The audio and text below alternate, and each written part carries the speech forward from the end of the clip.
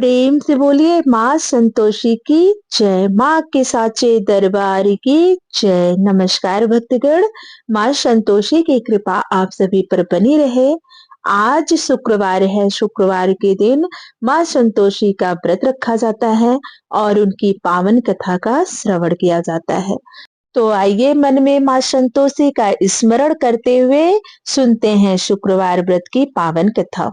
एक बार प्रेम से बोलिए माँ संतोषी की जय। एक बुढ़िया माई थी जिनके 7 बेटे थे। 6 कमाने वाले थे जबकि एक निकम्मा था। मतलब वह घर में रहता था, कोई काम नहीं करता था। बूढ़ी अच्छा वो बेटों की रसोई बनाती, भोजन कराती और उनसे जो कुछ जूठन बचती वह 7वें बेटे को दे देती। एक दिन वह पत्नी से बोला, देखो मेरी माँ मुझ पर कितना प्रेम करती है। वह बोली, क्यों नहीं, सबका जूठा तुमको जो खिलाती है। वह बोला, ऐसा नहीं हो सकता, मैं जब तक आंखों से ना देख लूं मान नहीं सकता। बहू हंसकर बोली, देख लोगे तो मान लोगे। कुछ दिन बाद त्योहार आया। घर में 7 प्रकार के भोजन और चूरमे के लड्डू बने। वह जांचने के लिए सिर दुखने का बहाना कर पतला वस्त्र सिर पर ओढ़े रसोई घर में जा सो गया। वह कपड़े में से सब देखता रहा। छवो भाई आए भोजन करने। उसने देखा माँ ने उनके लिए सुंदर आसन बिछा नाना प्रकार की रसोई परोसी और आग्रह करके उन्हें जमाया। वह देखता रहा। छवो भोजन करके उठे तब माँ ने उनकी जूठी थालियों में से लड्डुओं के टुकड़े उठाकर एक लड्डू बनाया। जूठन साफ कर बुढ़िया माँ ने उसे पुकारा, बेटा छवो भाई भोजन करके गए, अब तो ही बाकी है, उठ तो कब खाएगा। वह कहने लगा, माँ मुझे भोजन नहीं करना, अब मैं परदेश जा रहा हूँ। माँ ने कहा, कल का जाता हो आज चला जा। वह बोला, हाँ आज ही जा रहा हूँ। यह कहकर वह घर से निकल गया। चलते समय पत्नी की याद आ गई। वह गौशाला में कंडे थाप रही थी। वहां जाकर बोला, हम जावे परदेश आवेंगे कुछ काल, तुम रहियो संतोष से धर्म अपनो पाल। वह बोली, जाओ पिया आनंद से हमारो सोच हटाए, राम भरोसे हम रहे ईश्वर तुम्हें सहाय। दो निशानी आपन देख धरो मैं धीर, सुधिमति हमारी बिसारियो रखियो मन गंभीर। वह बोला, मेरे पास तो कुछ नहीं है, यह अंगूठी है सो ले ले और अपनी कुछ निशानी मुझे दे। वह बोली, मेरे पास क्या है, यह गोबर भरा हाथ है। यह कहकर उसकी पीठ पर गोबर के हाथ की थाप मार दी। वह चल दिया। चलते चलते दूर देश पहुंचा। वहां एक साहूकार की दुकान थी। वहां जाकर कहने लगा, भाई मुझे नौकरी पर रख लो। साहूकार को जरूरत थी, बोला रह जा। लड़के ने पूछा, तनख्वाह क्या दोगे। साहूकार ने कहा, काम देखकर दाम मिलेंगे। साहूकार की नौकरी मिली। वह सुबह 7 बजे से 10 बजे तक नौकरी बजाने लगा। कुछ दिनों में दुकान का सारा लेन देन, हिसाब किताब, ग्राहकों को माल बेचना, सारा काम करने लगा। साहूकार के 7-8 नौकर थे। वे सब चक्कर खाने लगे, या तो बहुत होशियार बन गया। सेठ ने भी काम देखा और 3 महीने में उसे आधे मुनाफे का हिस्सेदार बना दिया। वह कुछ वर्ष में ही नामी सेठ बन गया और मालिक सारा कारोबार उस पर छोड़कर चला गया। इधर उसकी पत्नी को सास ससुर दुख देने लगे। सारी गृहस्थी का काम करा के उसे लकड़ी लेने जंगल भेजते। इस बीच घर के आटे से जो भूसी निकलती उसकी रोटी बनाकर रख दी जाती और फूटे नारियल की नरेली में पानी। एक दिन वह लकड़ी लेने जा रही थी। रास्ते में बहुत सी स्त्रियां संतोषी माता का व्रत करती दिखाई दी। वह वहां खड़ी होकर कथा सुनने लगी और पूछा, बहनों तुम किस देवता का व्रत करती हो और उनके करने से क्या फल मिलता है। यदि तुम इस व्रत का विधान मुझे समझा कर कहोगे तो मैं भी तुम्हारा बड़ा एहसान मानूंगी। तब उसमें से एक स्त्री बोली, सुनो, यह संतोषी माता का व्रत है। इसके करने से निर्धनता दरिद्रता का नाश होता है और जो कुछ मन में कामना हो सब संतोषी माता की कृपा से पूरी होती है। तब उसने उनसे उस व्रत की विधि पूछी। वह भक्तिनी स्त्री बोली, 1.25 आने का गुड़ चना लेना, इच्छा हो तो 5.25 आने का लेना या 1.25 रुपए का भी सहूलियत के अनुसार लाना। बिना परेशानी और श्रद्धा व प्रेम से जितना बन पड़े सवाय लेना। प्रत्येक शुक्रवार को निराहार रहकर कथा सुनना, इसके 20 क्रम टूटे नहीं। लगातार नियम पालन करना। सुनाने वाला कोई न मिले तो घी का दीपक जला उसके आगे या जल के पात्र को सामने रखकर कथा कहना।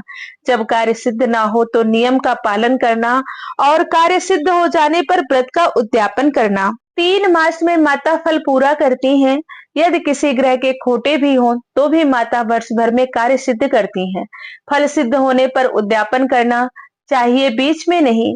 उद्यापन में 2.5 सेर आटे का खाजा तथा इसी परिणाम से खीर तथा चने का शाक करना।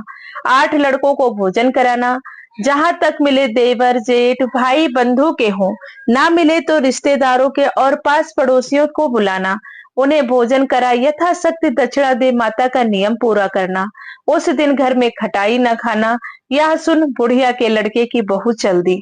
रास्ते में लकड़ी के बोझ को बेच दिया और उन पैसों से गुड़ चना ले माता के व्रत की तैयारी कर आगे चली और सामने मंदिर देखकर पूछने लगी, यह मंदिर किसका है? सब कहने लगे, संतोषी माता का मंदिर है। यह सुनकर माता के मंदिर में जाकर चरणों में लौटने लगी। दीन हो विनती करने लगी, माँ मैं निपट अज्ञानी हूँ, व्रत के कुछ भी नियम नहीं जानती।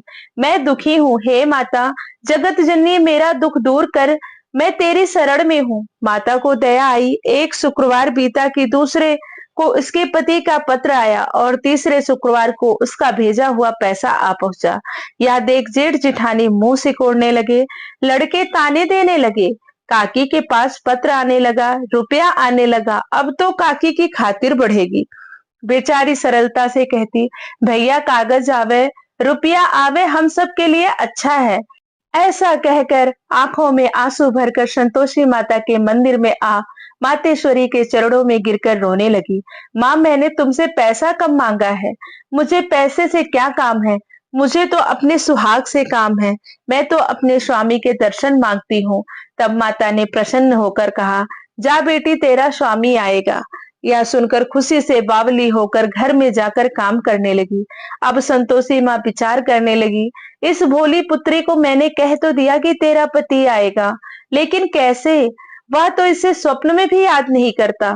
उसे याद दिलाने को मुझे ही जाना पड़ेगा। इस तरह माताजी उस बुढ़िया के बेटे के पास जा स्वप्न में प्रकट हो कहने लगी, साहूकार के बेटे सो रहा है या जागता है? वह कहने लगा, माता सोता भी नहीं जागता भी नहीं, कहो क्या आज्ञा है? माँ कहने लगी, तेरे घर बार कुछ है कि नहीं? वह बोला, मेरे पास सब कुछ है माँ, बाप है बहू है, क्या कमी है? माँ बोली, भोले पुत्र तेरी बहू घोर कष्ट उठा रही है। तेरे माँ बाप उसे परेशानी दे रहे हैं। वह तेरे लिए तरस रही है, तू उसकी सुध ले। वह बोला, हाँ माता जी यह तो मालूम है, परंतु जाऊं तो कैसे?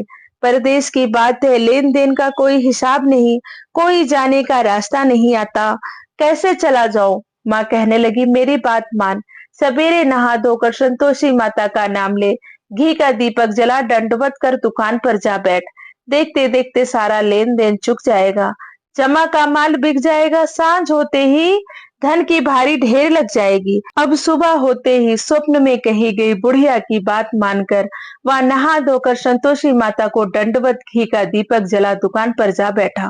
थोड़ी देर में देने वाले रुपए दे गए, लेने वाले हिसाब लेने लगे। कोठे में भरे सामान के खरीददार नगद दाम दे सौदा करने लगे।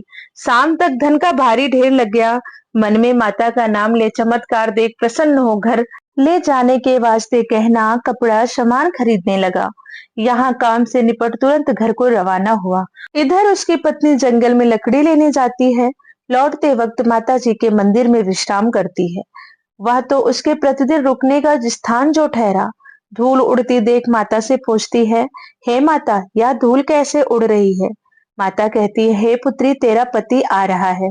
अब तू ऐसा कर, लकड़ियों के 3 बोझ बना ले, एक नदी के किनारे रख और दूसरा मेरे मंदिर पर और तीसरा अपने सिर पर। तेरे पति को लकड़ियों का गट्ठर देख मोह पैदा होगा। वह यहाँ रुकेगा, कुछ खा पीकर माँ से मिलने जाएगा।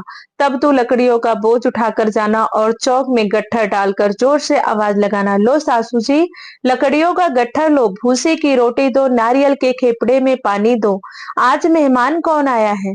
माता जी से बहुत अच्छा कहकर वह प्रसन्न मन से लकड़ियों के 3 गट्ठर बनाई। एक नदी के किनारे पर और एक माता जी के मंदिर पर रखा। इतने में मुसाफिर आ पहुंचा। सूखी लकड़ी देख उसकी इच्छा उत्पन्न हुई, हम यहाँ पर विश्राम करें और भोजन बना खा पीकर गांव जाएं। इसी तरह रुककर भोजन बना विश्राम करके गांव को गया। सबसे प्रेम से मिला। उसी समय सिर पर लकड़ी का गट्ठर लिए वह उतावली सी आती है। लकड़ियों का बोझ आंगन में डालकर जोर से आवाज देती है, लो सासू जी, लकड़ियों का गट्ठर लो, भूसी की रोटी दो, आज मेहमान कौन आया है। यह सुनकर उसकी सास बाहर आकर अपने दिए हुए कष्टों को भुलाने हेतु कहती है, बहू ऐसा क्यों कहती है, तेरा मालिक ही तो आया है, आप बैठ जा, मीठा भात खा, भोजन कर, कपड़े गहने पहन। उसकी आवाज सुन उसका पति बाहर आता है, अंगूठी देख व्याकुल हो जाता है। माँ से पूछता है, माँ यह कौन है। माँ बोली, बेटा यह तेरी बहू है, जब से तू गया है तब से सारे गांव में भटकती फिरती है, घर का काम काज कुछ करती नहीं, चार पहर आकर खा जाती है। वह बोला, ठीक है माँ, मैंने इसे भी देखा है और आपको भी, अब दूसरे घर की ताली दो, मैं इसमें नहीं रहूंगा। माँ बोली, ठीक है, जैसी तेरी मर्जी।